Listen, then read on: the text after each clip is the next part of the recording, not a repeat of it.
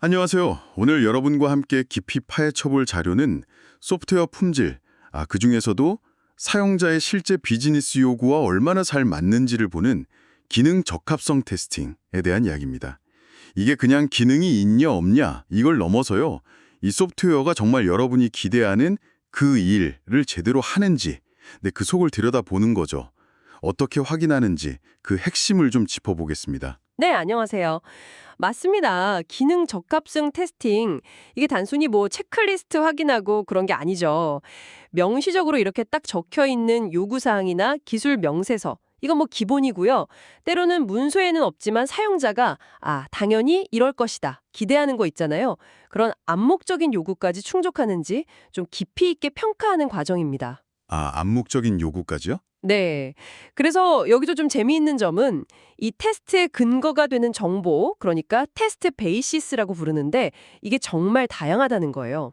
요구사항 문서, 유스 케이스, 사용자 스토리 이것뿐 아니라 어떨 때는 경쟁 제품은 어떻게 움직이나 아니면 해당 비즈니스 영역 자체에 대한 이해도 이런 것까지 다 기준이 될 수 있습니다. 와, 테스트 베이시스가 그렇게 다양하다니?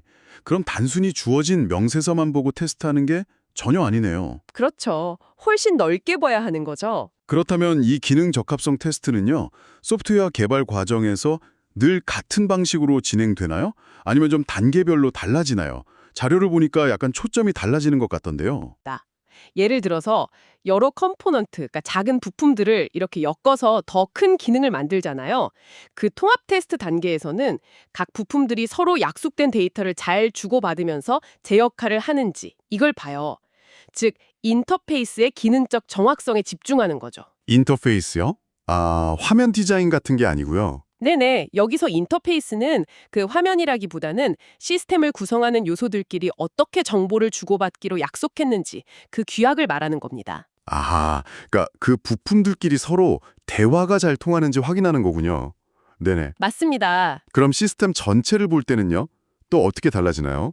혹시 뭐 여러 시스템이 막 얽혀있는 시스템들의 시스템 같은 그런 복잡한 환경에서는 또 다른 조건이 필요할까요? 네, 맞아요. 시스템 전체를 테스트할 때는 이제 개별 인터페이스 하나하나보다는 사용자가 실제로 경험하는 큰 기능 흐름 있잖아요. 예를 들면 회원 가입하고 나서 첫 주문을 완료한다. 뭐 이런 시나리오가 처음부터 끝까지 문제없이 잘 돌아갔는지 이걸 포괄적으로 검증합니다.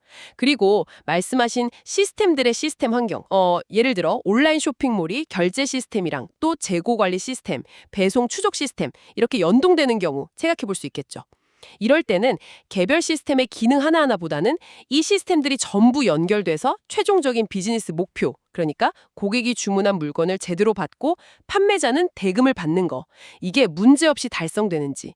즉, 엔드-투-엔드 관점에서 기능 흐름 전체를 중점적으로 보게 됩니다.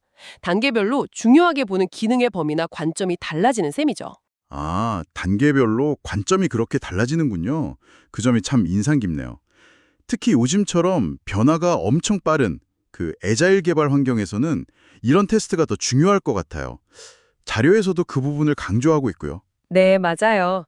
아주 좋은 포인트입니다.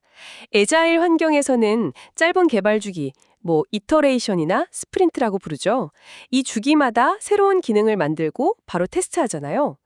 이때 기능 적합성 테스트는 당연히 해당 주기에서 만들기로 한 그 특정 기능, 보통 사용자 스토리 형태인데 거기에 집중하게 되죠. 네네. 근데 여기서 정말 중요한 게 하나 더 있어요.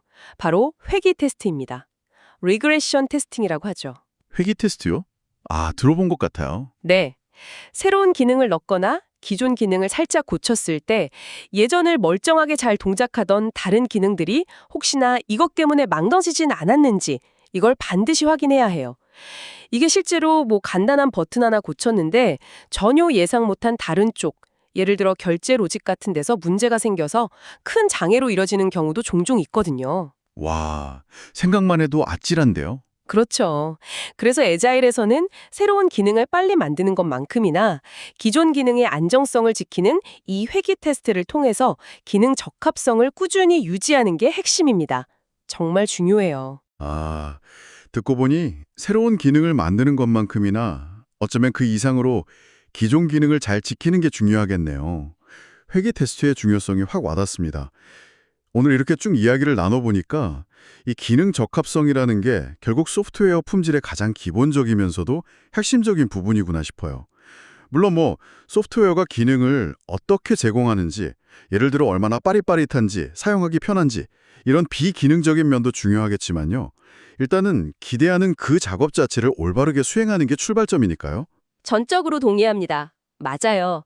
정리하자면 기능 적합성 테스팅은 소프트웨어가 사용자에게 약속한 역할을 제대로 수행하고 있는지 정말 다양한 개발 단계와 관점에서 끊임없이 확인하고 또 검증하는 필수적인 활동이라고 할 수 있겠습니다. 여기서 마지막으로 여러분께 한 가지 질문을 던지면서 마무리하고 싶네요. 오늘 이야기 나눈 것 중에 암묵적 요구라는 게 있었잖아요. 문서화되지 않아서 더 까다로울 수 있는 이 암묵적인 기대치. 이걸 우리는 과연 어떻게 효과적으로 찾아내고 또 테스트할 수 있을까요? 이게 아마 실제 현장에서 테스트를 설계하고 실행할 때 마주하게 되는 꽤 흥미로운 도전 과제가 아닐까 싶습니다.